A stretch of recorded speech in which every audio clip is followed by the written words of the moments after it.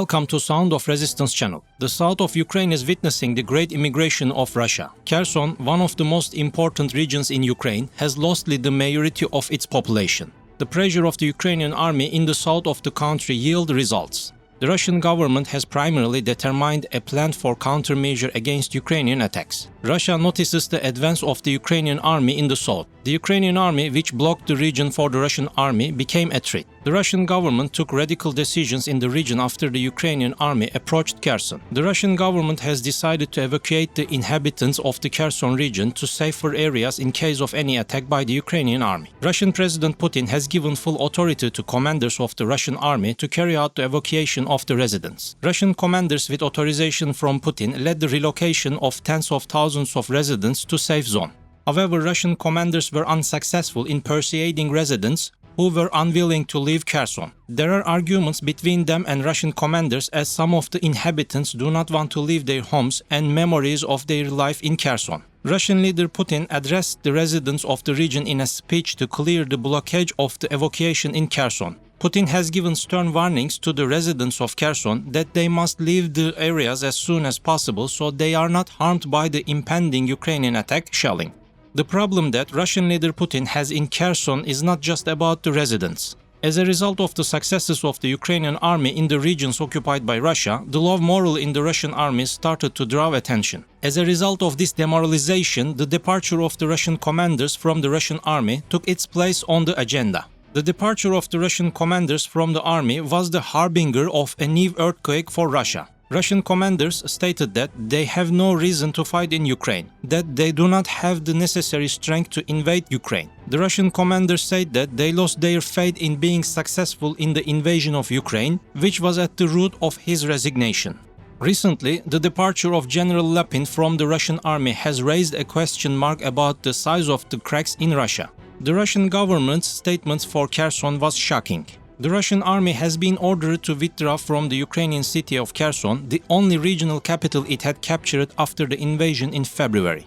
General Sergei Surovikin, Russia's commander in Ukraine, said that the Ukrainian army has seized the entire logistic network belonging to Russia and it is no longer possible to supply the city. The decision of the Russian commander means that Russian forces will withdraw completely from the western bank of the Dnipro River. This is a significant blow as Russia faces a counterattack from Ukraine. As the Russians prepared to withdraw from Kherson, the senior official of the army announced the decision on Russian state television, and General Surovikin reported the situation on the ground in Kherson. President Vladimir Putin did not attend the staged event. The architect of Russia's failed war in Ukraine seemed to have left the announcement to his generals. It was Putin who announced at the end of September that Russia had annexed Kherson and 3 other occupied territories. The most logical option in these circumstances in Kherson is to organize the defense along a barrier line that runs along the Dnipro River, Russian General Surovikin said at the meeting. But the decision to withdraw the Dnipro River was met with caution by the Ukrainian authorities. Ukrainians have only one question mark in their minds. Is the withdrawal of the Russian army from Kherson a new game of the Russians? President Volodymyr Zelensky said in a speech Wednesday night that Kiev acted very carefully after the announcement. President Volodymyr Zelensky said that Russia doesn't give us gifts, doesn't make goodwill gesture, we win them all. In addition to their opening, Zelensky said, therefore, we act very carefully, without emotions, without unnecessary risk, in order to liberate all our Russian-occupied lands in Ukraine and to make the losses as small as possible. Actions speak louder than words, said Mikhailo Podolyak, an advisor to Ukraine President Zelensky. News and rumors circulated all week that Russia was leaving Kherson. Soldiers at a position around Ukraine's Kherson said the Russian army may be trying to lure them in. The Ukrainian commander said they have good intelligence and will only proceed cautiously. After Russia announced that the Russian army would withdraw from Kherson, civilians in Kherson said Chechen troops of the Russian army were roaming the city, cafes and streets. Visually, nothing has changed since the Russian army announced the withdrawal. They are almost invisible on the right bank in Kherson and have been like that for several days. They have already taken everything they can get, said a civilian living in Kherson. The resident who continues to live in Kherson explained the reason for not leaving Kherson with the following words. I thought it was unfair to leave Kherson, the resident said.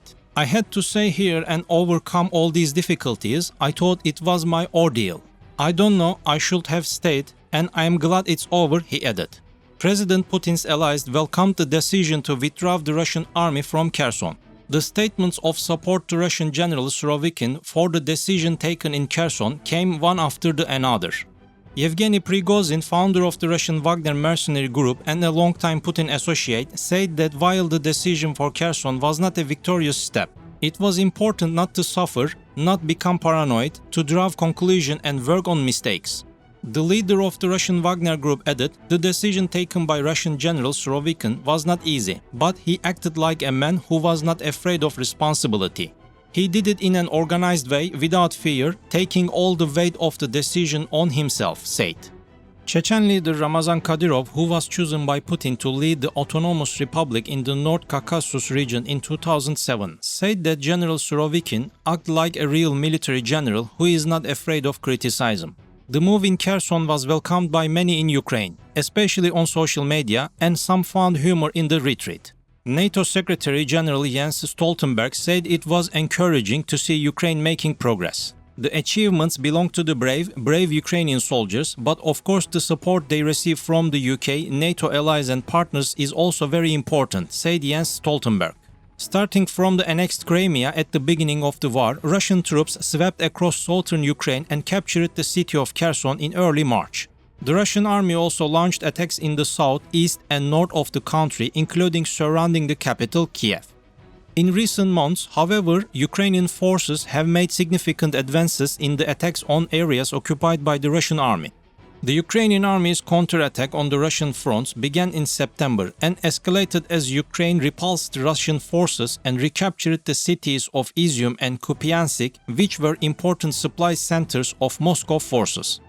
Since then, Russia has focused its military operations mainly on smaller areas in the southern, eastern and northeastern parts of Ukraine. Moscow has no way of portraying this retreat as anything more than a humiliating setback, Ukraine's biggest loss since recapturing large areas around the city of Kharkiv in early autumn. The withdrawal announced by the Russian government also undermines Russia's announcement that it has illegally annexed Ukrainian provinces, including Kherson, which it says will remain forever Russian territory. However, although the withdrawal of Russia from the region is welcomed by everyone, it is useful for the Ukrainian army to be cautious. Among the reasons for this, first, is that the retreating Russian forces would likely have left behind mines and body traps for the advancing Ukrainians. Second, Russia, which had withdrawn its troops to the East Bank and sometimes forcibly evacuated large number of civilians, would now be inclined to bomb Kherson at will. Finally, the pattern that emerged in this war is that whenever Russia experiences a major military setback, it responds by punishing the civilian population more. There is also danger that the Russian army will launch more missiles and drone strikes to make the winter as miserable as possible for the Ukrainians. The withdrawal was not announced shortly after Russian media announced that Kherson deputy leader Kirill Stremusov died in a car accident. While Ukraine's advance has slowed in recent weeks, Russia's supply lines at Dnipro have become increasingly difficult after several bridges have been destroyed by Ukrainian missiles. Before withdrawing, Russia took thousands of civilians out of the city by boat, which Ukraine commended as forced deportation.